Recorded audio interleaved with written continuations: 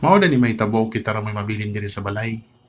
Kayo niya pa mga alas 3 ang akong duty sa hapon, ako mo'y nabilin diri sa balay. So daghang gimakain limpihon diri sa balay. So ang mga ginikanan bitaw nga muray nabilin diri sa balay, ay salute you, saludo kay ko sa inyo. Kaya abi na akong lalim ra ning usa ka inahan nga may mabilin sa balay. Dili di sayon oy. E nga naman, perting daghanan nimong trabahoon sa balay, mas daghang pang trabaho nga imong mahimo diri sa balay kay dito sa opisina nga imong pagatrabahoan.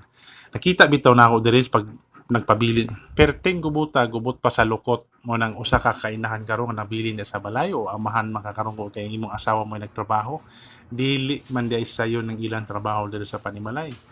Kay kita pa'y manghinlo, kita mo'y manilhig, labi ng ilang ipangbiyan mga dugmon igo lang pambiyaan. So kita gyud ato ginang obligasyon as isip usa ka ginikanan.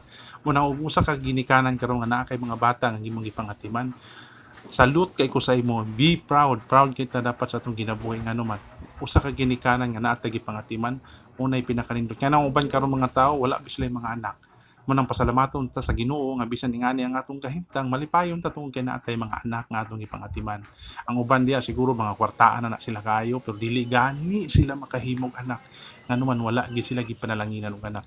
So kita nga mga nay anak nga natay gipangatiman dako tagpasalamat sa Ginoo even though gubot kay ang ilang gipangbiyan but dapat malipayon ta sa pagpanghinlo sa balay nga naman obligasyon nato nga hinlo ang balay nga naman dili sad maayo ang usa ka balay nga perting gubuta nga naman mag-reflect po na sa atong ginaiya o mag-reflect po na sa ug unsa ta nga klase nga tawo mo na kinahanglan mahinluod ta not only sa atong panimalay but also sa atong kaugalingon nga naman ug maayo ta manglimpyo sa atong panimalay how much more sa atong kaugalingon. So unsa gani kahugaw ang atong gawas mo sad na kahugaw ang atong sulod mo na kinahanglan malimpyuhon ta mo nagnamla malimpyuhon ta sa atong kaugalingon o sa atong panimalay nga naman mapakita nato sa